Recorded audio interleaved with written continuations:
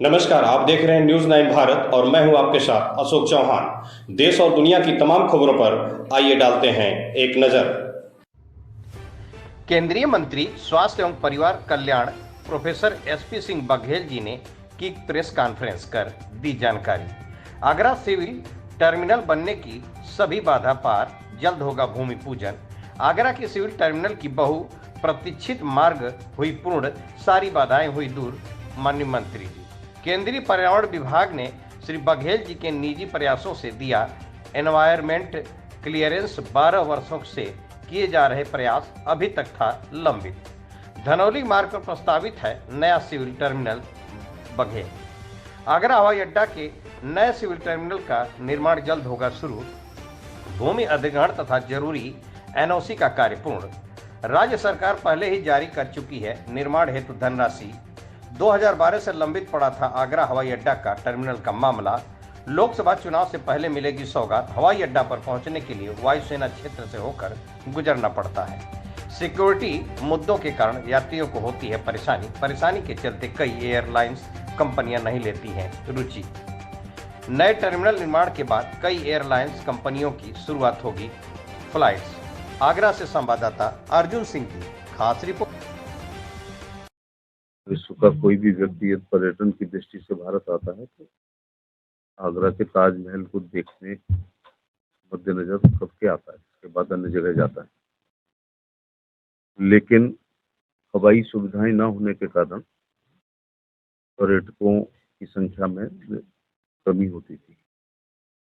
मुझे बताते हुए हर्ष हो रहा है आपको कि मेरे निजी प्रयासों से जो आगरा में एक भी फ्लाइट नहीं थी, या कभी कभी एक थी, दिल्ली आगरा खजुराहो 70 साल पहले से 60 साल पहले वो भी बंद हो जाती थी।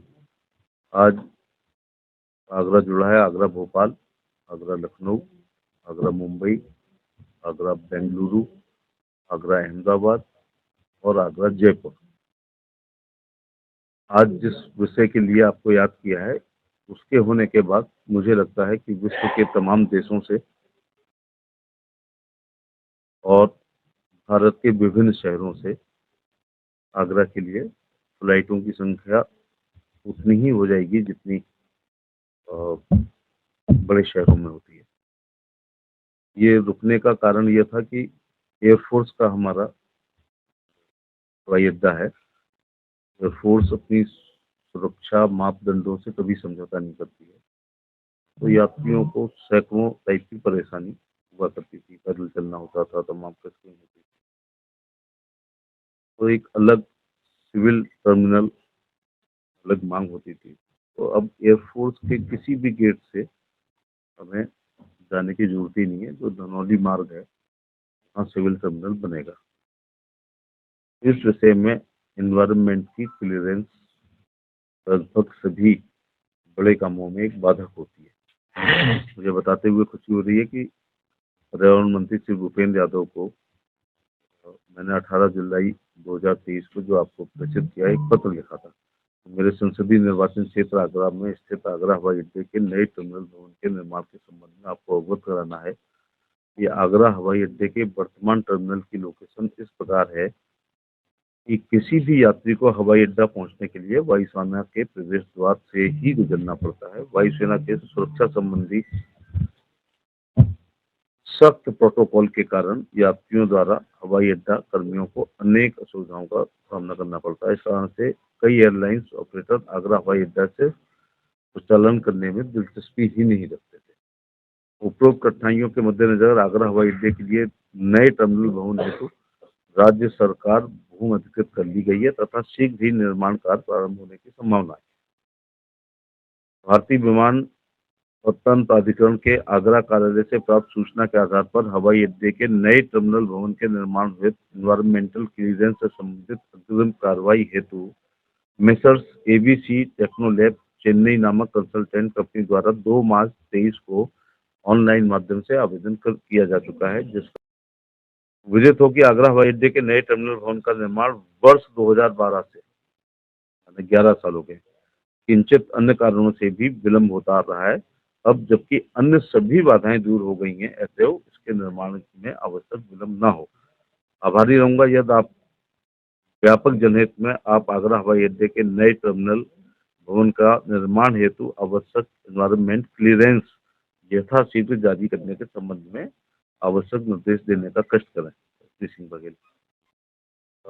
कल मैं एनवायरमेंट ऑफिस गया था, मंत्रालय गया था, तो माननीय भूपेंद्र यादव जी ने पत्र मुझे दिया है।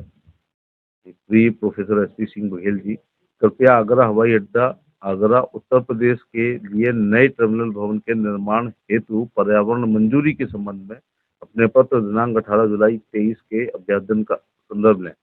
इस संबंध में मैं आपको अवगत कराना चाहूंगा कि मेसर्स भारतीय विमानपत्तन प्राधिकरण आगरा द्वारा आगरा हवाई अड्डा एयरफोर्स बेस के पास उत्तर प्रदेश में न्यू सिविल इनक्लेव के निर्माण के लिए इस मंत्रालय द्वारा 4 दिसंबर 23 के पत्र संख्या जो है 10/27/2018 IA थर्ड प्रतिलिपि के माध्यम से पर्यावरण मंजूरी जारी कर दी। तो वो डिटेल में कई पन्नों की आपको दी जारी की है। अब मेरे ख्याल से पैसा भी आवंटित है निर्माण के लिए। मैं जब 17 में मिनिस्टर था तभी 60 करोड़ मुख्यमंत्री जी ने, मुझे लगता है 3 महीने के अंदर पैसा दे दिया था। अब मेन चीज थी जमीन का अधिग्रहण, जो बहुत बड़ी समस्या होती है। आपको बताते हुए हर्ष हो रहा है कि इस संबंध में कोई कोर्ट में नहीं गया है और आगरा प्रशासन ने इसके लिए जमीन 52.5 एकड़ जमीन एयरपोर्ट अथॉरिटी ऑफ इंडिया को हस्तांतरित कर दी जा चुकी है। उनका पेमेंट भी हो गया। राज्य सरकार द्वारा 51.5 एकड़ जमीन पहले ही उपलब्ध कराई गई थी और अब हो गई 92.5। वर्तमान में इस भूमि पर वायुसेना के विभिन्न उपकरणों को स्थानांतरित करने का प्रस्ताव वायुसेना मुख्यालय में लंबित है। तो ये एक प्रेस नोट भी है जो इसी के साथ है, कहाँ चल रही। इसी के साथ, इस क्लियरेंस के साथ तमाम कंपनियां हवाई जहाज जो चलाती हैं, वेंडर्स, वो लोग फोन पे बात करने लगे। अब कब तक शुरू कर देंगे, आप बना कब तक लेंगे। मुझे लगता है कि लोकसभा चुनाव के पूर्व इसका भूमि पूजन कर दिया जाएगा। तो ये जल्दी बना लेते हैं, 5-6 महीने में बना लेंगे। और बनते ही मुझे लगता है देश की लगभग हर बड़े राज्य की राजधानी से तो एक फ्लाइट आएगी। फॉर एग्जाम्पल दिल्ली से, मुंबई से, कलकत्ता से, मद्रास से, हैदराबाद, बेंगलुरु चली रही है, अहमदाबाद चली रही है, भोपाल चली रही है। फिर गुवाहाटी ने मांग की है, हो सकता ना बने तब तक भी हम चला लें।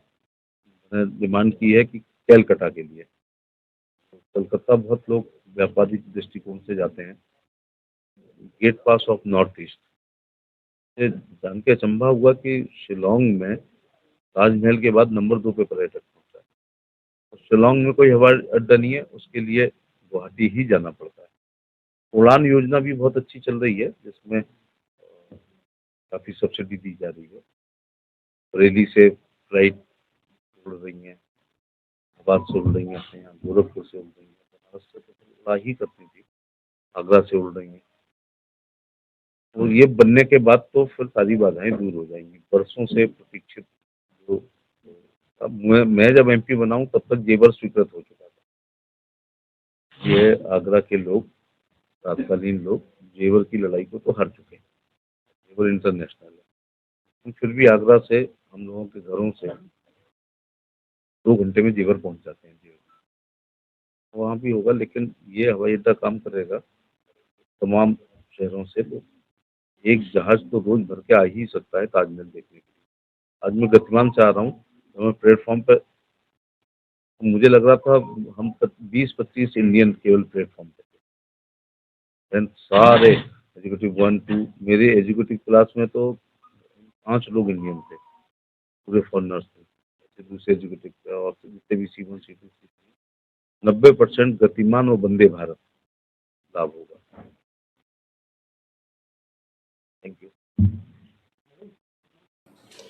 यहाँ खबरों का सिलसिला कभी नहीं थमता। सिर्फ और सिर्फ बने रहिए न्यूज़ 9 भारत पर। अब चाहूंगा इजाजत। नमस्कार।